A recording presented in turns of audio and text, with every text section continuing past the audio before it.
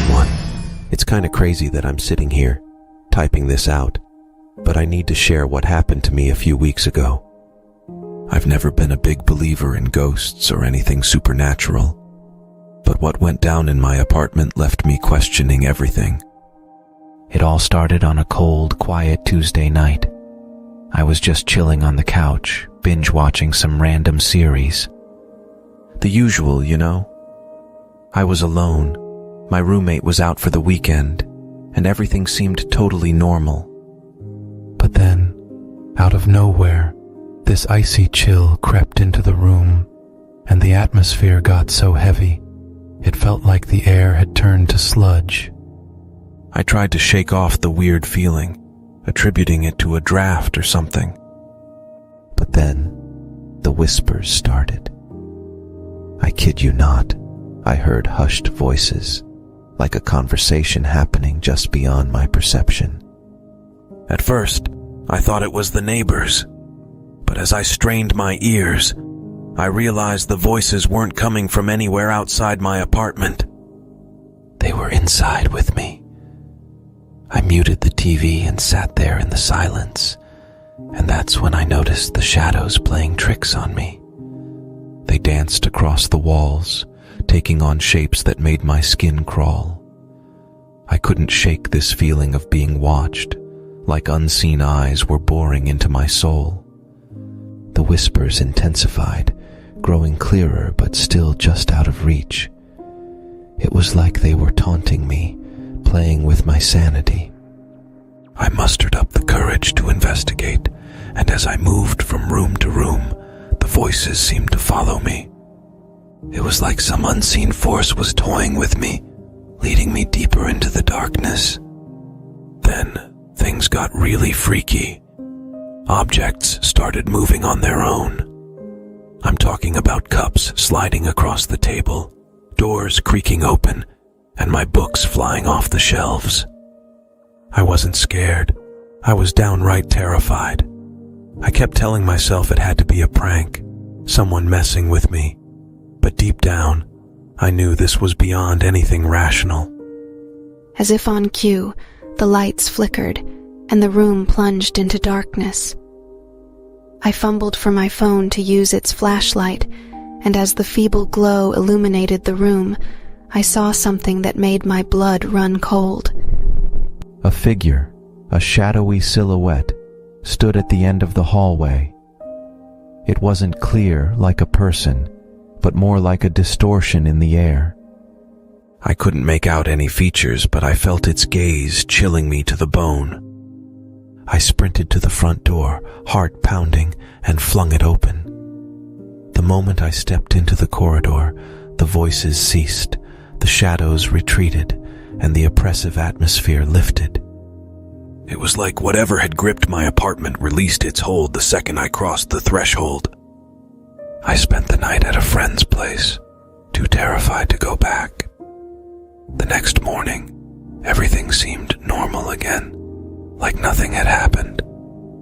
But deep down, I know I experienced something otherworldly that night. I posted about it online to find answers, to connect with others who might have gone through something similar. And let me tell you, the responses I got were chilling. Turns out, I'm not alone in this paranormal nightmare. So, here I am, sharing my story with you all, hoping that maybe someone out there can make sense of it. Maybe you've been through something similar, or maybe you think I'm just crazy. Room 333. Okay, sit tight, folks, because what I'm about to share with you is something straight out of a horror movie. I never believed in ghosts until a month ago, when I found myself in the middle of a bone-chilling experience that still haunts my every waking moment. It all went down during a weekend getaway at a supposedly quaint bed and breakfast nestled in the woods. The place had this eerie charm, but hey, I'm all about trying something different, you know? Little did I know that my decision to stay in room 333 would unleash a nightmarish series of events. The first sign that things weren't right came when I entered the room. It felt colder than the rest of the inn, and the air seemed thick with an unspoken presence. I figured old buildings just had their quirks, right? But as the sun set, that's when things took a turn for the downright terrifying. Around midnight, I woke up to the sound of faint footsteps in the hallway. I thought it was just a creaky floorboard, but then I heard a child's laughter, clear as day. Problem was, this bed and breakfast was adults only, and I was the only guest on that floor. Goosebumps popped up on my arms as I strained to listen, and that's when the giggles turned into soft sobs. I tried to shake off the uneasy feeling, burying myself under the covers, convincing myself it was my imagination playing tricks. But then the temperature in the room dropped like a stone. I could see my breath, for crying out loud. I swear, I felt someone, or something, hovering over the foot of my bed. That's when I saw it, a figure, pale and misty, at the edge of my vision. I blinked, thinking it was just my eyes adjusting, but nope, it was still there. A child, staring straight at me. I felt a chill that went beyond the physical, a sense of dread that crawled under my skin. Trying to keep my cool, I reached for my phone to call the front desk, but the moment my fingers brushed against it, the room plunged into darkness. I'm talking pitch black, like I was swallowed by the shadows. Panic set in as I fumbled for the bedside lamp, but it wouldn't turn on. The only light was the pale glow of the moon filtering through the curtains, casting an otherworldly glow on the room. And then came the whispers, whispers that seemed to echo from the walls themselves. Words I couldn't comprehend, a language from beyond. I couldn't move, paralyzed by fear, as the whispers intensified, surrounding me like a sinister choir. Just when I thought I was losing my mind, the room fell silent.